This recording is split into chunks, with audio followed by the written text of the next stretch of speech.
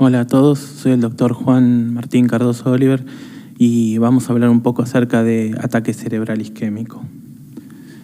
Como sabemos bien, el ataque cerebral isquémico, o ACV como se lo conoce comúnmente, es un déficit neurológico súbito, habitualmente focal, causado por disturbios en la circulación sanguínea. Se define como AIT al déficit neurológico focal que se resuelve en menos de una hora, habitualmente en menos de 15 minutos, sin lesión objetivable en la resonancia magnética de encéfalo. Un poquito de epidemiología, si bien esto está centrado en emergencias, es bueno que sepamos todos que las enfermedades cerebrovasculares son la tercera causa de muerte y la primera causa de discapacidad en adultos en nuestro país. En Argentina no se discriminan los tipos de cáncer, sino que se engloban todos en uno. Si los discrimináramos como en el resto de los países, el ACV sería la segunda causa de muerte. La mortalidad es del 30% aproximadamente durante el primer año y aproximadamente un 12% por año durante los siguientes.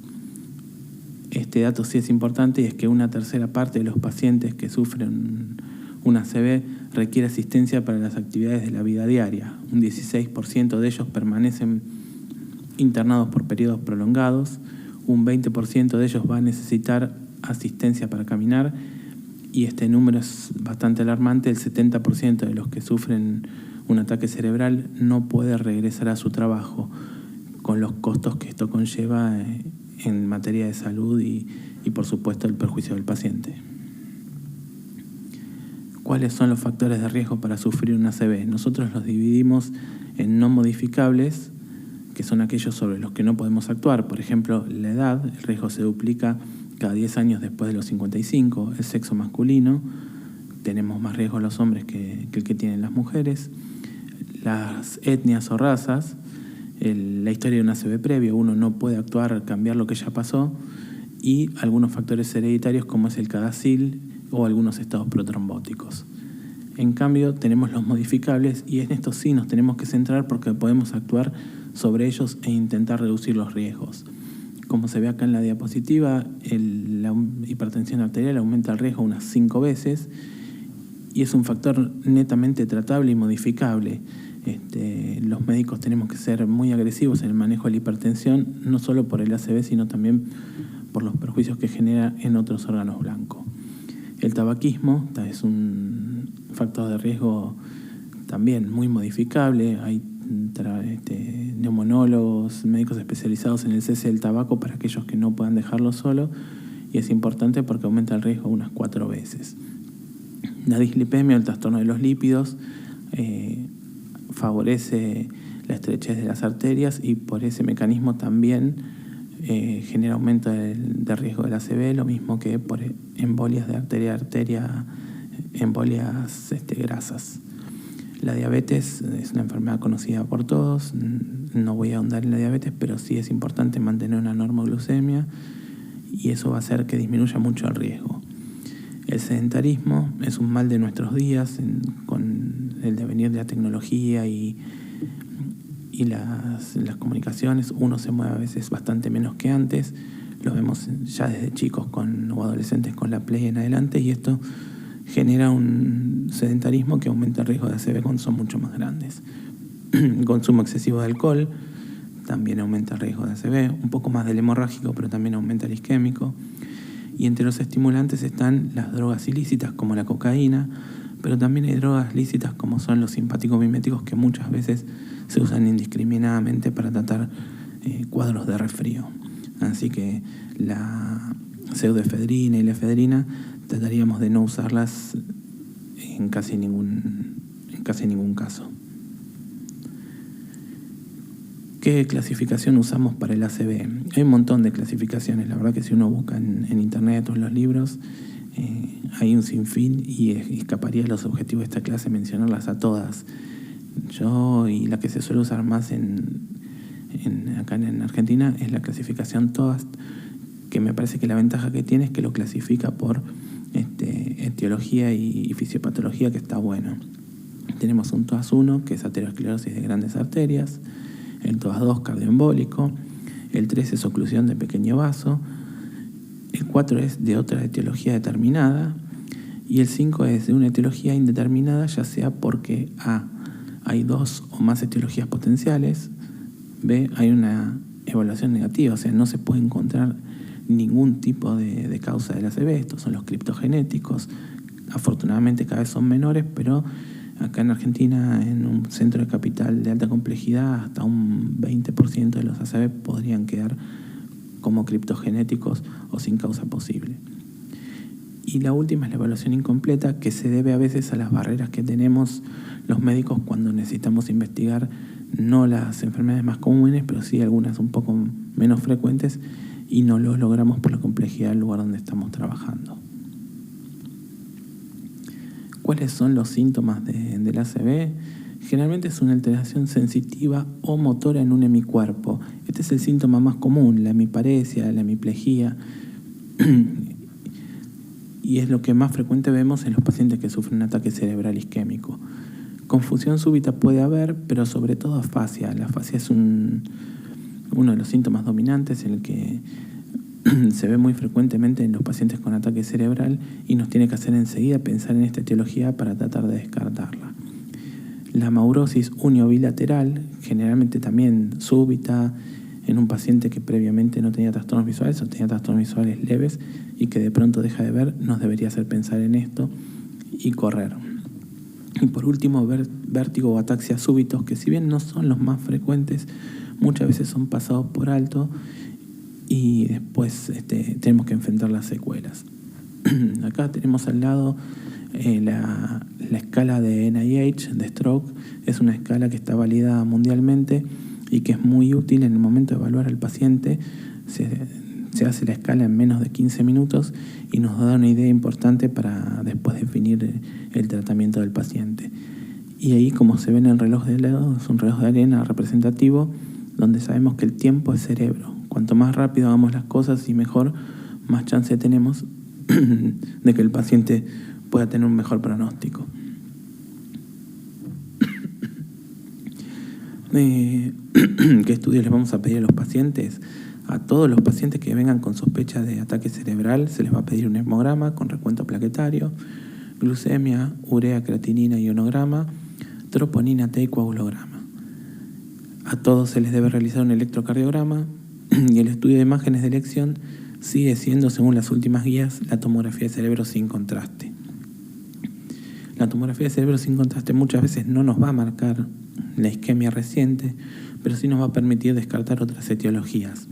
Y las guías están armadas todas con tomografía, por lo cual con una tomografía que no tenga otras patologías, uno puede seguir adelante con la escala para usar el activador tisular del plasminógeno, RTPA de acá abajo, que es lo que va a permitir al paciente recuperarse del ACV. No está demostrado, a diferencia de lo que creíamos antes, que una hipodensidad extensa afecte la respuesta y ya no debe seguir usándose como un criterio para contraindicación. Lo mismo que la cerebral media. En las imágenes de acá al costado podemos ver en la primera una hipodensidad marcada y en la segunda una cerebral media hiperdensa que incluso tiene flechita para verla mejor. Antes estos dos ítems eran contraindicación para la realización de trombolisis, pero ya no más según las últimas guías. En cuanto al tratamiento, el ACV es una emergencia médica con tratamientos potencialmente efectivos, pero cuya eficacia disminuye con el paso del tiempo, que es lo que les venía diciendo acerca de el tiempo es cerebro. Lo ideal es que tengamos organizado todo en la guardia de los hospitales o centros donde trabajamos para que todo el personal esté comprometido y entienda el ACV como una verdadera emergencia. En la medida en que podamos hacer eso, el éxito de nuestros tratamientos va a ser mayor. ¿Qué son los trombolíticos o la trombolisis? Es un tratamiento que se debe realizar con una ventana idealmente de 3 horas y en algunos casos seleccionados se puede extender a 4 horas y media. Lo ideal es que el paciente reciba los trombolíticos cuanto antes. Cuanto más cerca del límite horario los recibe, menor es la chance de respuesta. Entonces, el que tengamos 3 horas no quiere decir que nos tengamos que relajar y dejar al paciente para la hora 2 y media. Hay que hacerlo lo más rápido posible para que el paciente reciba los trombolíticos cuanto antes. El activador tisular de plasminógeno es la única droga aprobada hasta el momento para este uso. El estudio NINS demostró una mayor recuperación neurológica en los pacientes tratados, aunque no hubo cambios en la mortalidad. La infusión de esto es de 0,9 miligramos por kilo con un máximo de 90 miligramos. Esto se hace durante 60 minutos, el 10% de la dosis se administra en bolo en 1 minuto. Si no hay reacciones adversas como alergia o anafilaxia, se pasa al resto. La mayor complicación es la hemorragia intracraneana, como podemos ver en la tomografía de al lado. En los pacientes que son candidatos a recibir este tratamiento, la presión máxima tolerable es de 185 de 110 milímetros de mercurio, y si el registro de tensión es superior al indicado, se debe bajar con drogas titulables en una unidad cerrada, ¿sí? Ya sea en la UTI, una unidad de stroke o inclusive en una unidad coronaria. Y se tiene que mantener estable antes y hasta 24 horas después de la infusión del activador tisular plasminógeno. No se usan nunca drogas por vía oral, ni mucho menos sublingual en este caso. Solo se puede manejar con drogas titulables. Los pacientes que tienen un ataque cerebral isquémico deben tener monitoreo neurológico y cardiológico continuo las primeras 24 horas. Esto es muy importante porque es el momento en el que pueden aparecer arritmias y este paciente debería estar monitoreado. ¿A quiénes vamos a incluir como paciente para pensar en trombolíticos? Bueno, los criterios de inclusión son sencillos. Es un diagnóstico de ACV isquémico con un NIH, que es la escala que vimos antes, entre 5 y 25 puntos. Menor a 5 habitualmente no se tromboliza y mayor a 25 riesgo es altísimo. Pero salvedad, los pacientes que tienen afasia como única expresión, si bien no llegan a 5, al igual que los que tienen amaurosis, si bien no llegan a 5, están por fuera de esta escala, porque a pesar de no tener 5 puntos, a nadie vamos a dejar afásico o ciego por no alcanzar la escala, así que esos pacientes se escapan un poco. Todo el resto debería tener entre 5 y 25 puntos para que lo trombolicemos. El inicio de los síntomas tiene que ser dentro de las 4 horas previas. Acuérdense que hay una ventana extendida hasta 4 horas y media para algunos casos seleccionados, como vamos a ver un poquito más adelante. Y el paciente debería ser mayor de 18 años. No está todavía aprobado masivamente para menores, si bien en pediatría ocasionalmente también se ha usado. Y el límite de edad superior fue quitado de las guías. Hubo un momento en que había un máximo de edad, ese máximo ya no existe. ¿Cuáles son los criterios de exclusión? ¿A quiénes no le vamos a hacer trombolíticos bajo ningún concepto? Al paciente que tiene una hemorragia subaracnoidea, al antecedente de sangrado intracraneano, el que tuvo una punción arterial en un sitio que no sea compresible, una cirugía craneal o espinal reciente, como dijimos hace un ratito, la presión arterial mayor a 185-110 si no se puede controlar, un sangrado activo, por supuesto, no se puede trombolizar, pacientes con diátesis hemorrágicas o con plaquetas menores a 100.000, alteración del coagulograma, uso de inhibidores de la trombina o del factor 10 activado, hipoglucemia, esto es importante, hipoglucemia menor a 50 miligramos de decilitro. ¿Por qué? Porque la hipoglucemia de estos valores puede simular un stroke, puede ser un stroke mimic, y primero hay que corregir la glucemia y después si no mejora entonces sí se puede tratar, pero nunca tratar con trombolíticos un paciente con hipoglucemia. Y ahí todavía figura la tomografía con hipodensidad mayor a 1/3 de la arteria cerebral media. Es un poco discutido, pero sepan que el pronóstico de estos pacientes es malo y tienen alto riesgo de sangrado. Criterios de exclusión relativos. El embarazo, la verdad que el embarazo si bien no está contraindicada formalmente, es difícil trombolizar a una paciente embarazada. La verdad que sería un desafío para cualquiera de nosotros. Sepan que no es una contraindicación absoluta y que con un cuidadoso consentimiento informado, como se hace en todos estos casos, se podría trombolizar. Las neoplasias intracraneanas, las malformaciones arteriovenosas y los aneurismas no rotos eran contraindicación absoluta en guías previas. Ahora han salido de las absolutas, son criterios de exclusión relativos. Uno cabría preguntarse qué esperanza de vida tiene, qué expectativa tiene el paciente con neoplasia intracraneana y sopesar cuidadosamente el riesgo-beneficio, pero no es más una contraindicación absoluta. Los traumas de cráneo moderados o graves o la ACV en los últimos 3 meses es una contraindicación relativa. la crisis convulsiva con periodo posictal. Lo que deberíamos ver es que lo que tenga el paciente no sea una parálisis de todo, ¿sí? Una de estas parálisis que suceden después de una convulsión, pero no es más contraindicación absoluta.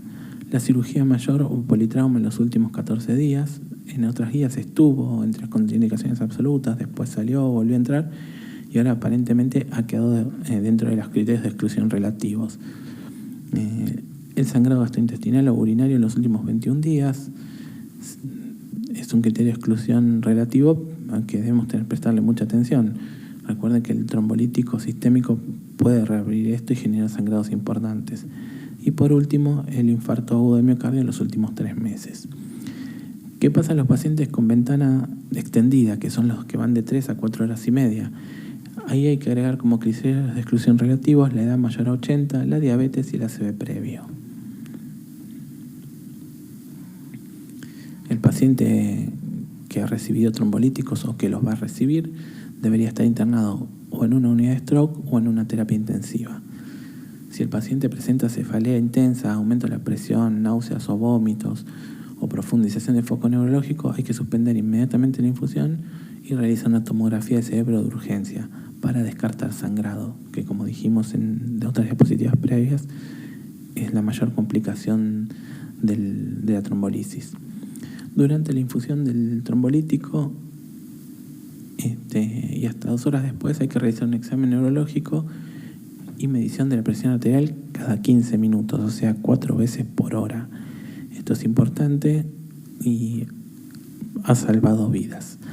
Desde las 2 horas posteriores a la infusión hasta las 6 horas, este examen se hace cada 30 minutos, o sea, 2 veces por hora, y desde las 6 horas hasta las 24 se hace un examen en forma horaria.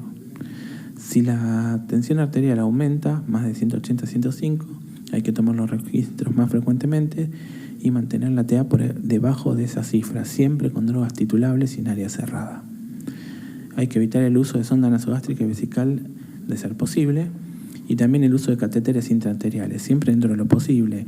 Obviamente si el paciente está con una retención aguda de orina y no logramos que evacúe, va a haber que colocar la sonda, pero lo ideal sería tratar de evitarlo debido al riesgo de sangrado, siempre en las primeras horas, ¿no?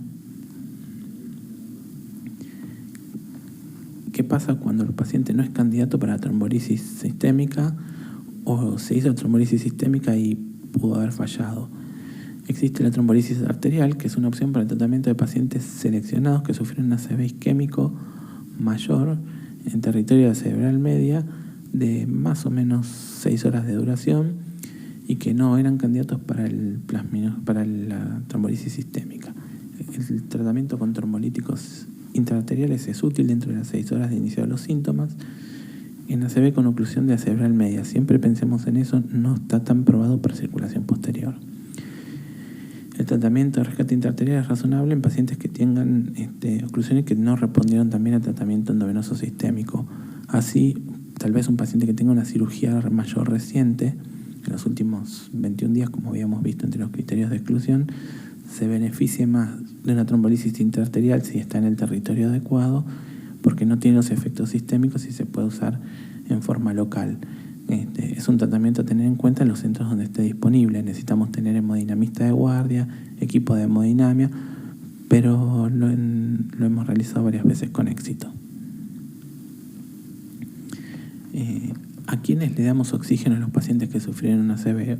Hubo un momento en que se le ponía oxígeno a casi todos, y lo que hemos visto es que hay que darle oxígeno a los que tienen una saturación menor del 94%, pero no darle oxígeno a los pacientes que tienen oximetría normal. Esto no ha mostrado ningún beneficio y en algunos estudios chicos ha demostrado incluso ser potencialmente dañino, así que la regla de ponerle oxígeno a todo ACV no corre más. La hipertermia, o sea, la temperatura mayor a 37,8, empeora el pronóstico. Esto lo sabemos y hay que usar medicación, idealmente paracetamol, y si fuera necesario, medios físicos. Pero no debemos dejar que el paciente continúe con fiebre. La hipovolemia hay que corregirla rápidamente con solución salina. Recuerden que en el ACV en agudo no usamos dextrosa. La dextrosa es hipotónica, genera más edema, así que no la usamos. Y si el paciente está hipotenso, por supuesto, inicialmente con solución salina hay que expandirlo para revertir la hipotensión. La hipoglucemia hay que corregirla rápidamente, ya lo habíamos charlado entre las contraindicaciones previas de la tabla, hay que corregirla rápidamente y sabemos que además la hiperglucemia durante las primeras horas tiene un efecto negativo sobre el pronóstico, con lo cual el paciente debería manejarse en un rango no mayor entre 140 y 180. Como estos pacientes habitualmente están en área cerrada y se suelen manejar con bombas de insulina, es bastante sencillo lograr estos valores. A las 24 horas de haber recibido trombolítico, todos los pacientes deben tener una nueva imagen, idealmente una tomografía de cerebro sin contraste. El uso de aspirina con una dosis inicial de 325 miligramos dentro de las 24 o 48 horas de iniciar los síntomas es recomendable en la mayoría de los pacientes, nunca concomitante con los trombolíticos. ¿Sí? Si se usaron trombolíticos, se espera un día, al día siguiente ya la puede reiniciar. La utilidad de clopidogrel en el tratamiento agudo del ACV no está establecida, no hay ningún estudio que avale por ahora el uso de clopidogrel en agudo, por lo tanto no se indica. La aspirina no reemplaza ningún otro tratamiento, la aspirina es más prevención secundaria, pero no reemplaza ningún tratamiento y no debe ser usada en agudo como alternativa a la trombolisis. La trombolisis es muy superior a la aspirina en agudo. No se recomienda usarla, como les dije antes, en concomitancia con la trombolisis. La anticoagulación en agudo para el ACV no es recomendable, realmente no hemos encontrado estudios que avalen este uso, así que la anticoagulación en agudo por ahora no la podemos recomendar. Y no debe restablecerse en las 24 horas iniciales si el paciente recibió trombolíticos, porque aumenta muchísimo el riesgo de sangrado, especialmente sangrado intracraneano. En cuanto a la heparina subcutánea para la prevención de la trombosis venosa profunda, es recomendable. Recordemos que los pacientes con ataque cerebral isquémico generalmente tienen disminuida la motilidad, y si están en terapia habitualmente es más difícil que se muevan también, con lo cual la heparina profiláctica es recomendable. El estudio de deglución está indicado en pacientes que van a reiniciar la alimentación cuando se hubo suspendido por sospecha de aspiración o porque en el examen neurológico había datos que nos hacían pensar que el paciente no estuviera en condiciones de tragar. A esos habría que realizarles un estudio de deglución antes de reiniciar la dieta. Y si un paciente no puede alimentarse pasadas las primeras 24 horas después del trombolítico, es importante que tenga colocada una sonda nasogástrica y se alimente precozmente.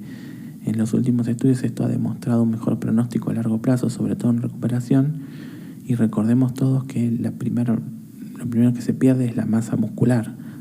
No importa si el paciente es delgado o si es gordo, si tiene sobrepeso, lo primero que se pierde en casi todos los pacientes es masa muscular. Por lo tanto, nosotros somos muy proactivos con la alimentación precoz del paciente. La movilización también evita complicaciones subagudas y está recomendada. Si hay que mantener el tratamiento de las enfermedades concomitantes, si el paciente es asmático hay que seguir tratándolo, si el paciente dializa por supuesto no se suspende. Entonces todas las enfermedades concomitantes que tenga el paciente deben seguir manteniendo su tratamiento. ¿Qué hacemos con los pacientes que no pueden recibir anticoagulantes? El caso de un insuficiente renal crónico o un paciente que no puede recibir heparinas. Lo que hay que hacer es colocarlas, como se ve en la figura de acá al lado, las vendas de compresión neumática. Estas vendas hacen que reduzca el riesgo de trombosis en miembros inferiores, que los pacientes con ACV por su inmovilidad suele estar aumentado. El uso rutinario de suplementos nutricionales o profilaxis con antibióticos no mostró beneficio. Si un paciente tuvo una ACV y lo único que tiene es una hemiparesia derecha y no tiene ninguna otra cosa y come normalmente, no suplementemos con ningún tipo de ensura y ningún suplemento porque no está probado que lo beneficie.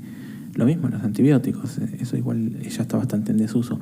El ACV no requiere profilaxis antibiótica de ningún tipo. El uso rutinario de sonda vesical está contraindicado. No es que porque el paciente tiene una ACV a todos le ponemos una sonda vesical. Solo se le coloca sonda vesical al que tiene retención aguda de orina. El resto de los pacientes no deben tenerla. Las crisis comiciales recurrentes luego del stroke hay que tratarlas de manera similar a la que se trata cualquier crisis, antiepilépticos, y tratar de frenarlas. En los pacientes que no han tenido crisis, no está indicado darles profilaxis. Ningún tipo de antiepiléptico se usa en pacientes con ataque cerebral isquémico que aún no han presentado crisis. Si se presenta hidrocefalia secundaria de ACV, en ese caso hay que hablar con neurocirugía y pensar en la colocación del drenaje ventricular. El uso de corticoides está totalmente contraindicado en el ACV, no tienen ningún beneficio y además hay estudios que señalan que pueden ser perjudiciales. Los infartos extensos tienen mayor riesgo de edema y aumento de la presión intracraneana, habitualmente conocida para nosotros como PIC, por lo que se recomienda monitoreo en internación en centros con acceso a neurocirugía de urgencia. La cirugía descompresiva es útil en la prevención y tratamiento de la herniación y compresión del tronco encefálico, especialmente en infartos cerebelosos, como vemos en la figura del lado, con lesión que parece ocupante de espacio. Recuerden que el edema en el cerebelo rápidamente comprime estructuras vitales y tenemos que actuar con la mayor celeridad posible. La cirugía descompresiva en caso de edema maligno por infarto hemisférico es efectiva y puede salvar la vida de pacientes en algunos casos seleccionados, y debemos siempre tener al neurocirujano a mano para estos casos. Para ir terminando, vamos a charlar un poco de prevención secundaria. La aspirina es la opción más económica. El efecto se obtendría con dosis que van desde los 160 a 325 miligramos diarios. Se inicia 24 a 48 horas posteriores al ataque cerebral isquémico. El clopidogrel tiene un efecto que se evidencia a las 2 horas y la dosis diaria es de 75 miligramos. La diferencia entre estos dos es que la aspirina es más barata y la efectividad de ambos es similar. Y el clopidogrel tiene un poco mayor riesgo de sangrado. Hay que ser muy agresivos, como dije al principio de la charla, en el control de la presión arterial.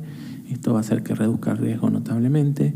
Se usa estatinas en todos los pacientes que han tenido un ataque cerebral isquémico. Atorvastatina 40 miligramos preferentemente, pero se puede usar también simvastatina o rosuvastatina. Y lo que es fundamental y que es tan importante como la medicación es cambiar los hábitos de vida. Si el paciente era tabaquista, sedentario y tomaba alcohol, debemos insistir tanto en eso como en que cumpla con la medicación, porque esos cambios en el estilo de vida son los que lo van a favorecer para que reduzcamos el riesgo lo máximo posible para tener un nuevo evento isquémico. Gracias a todos por su atención.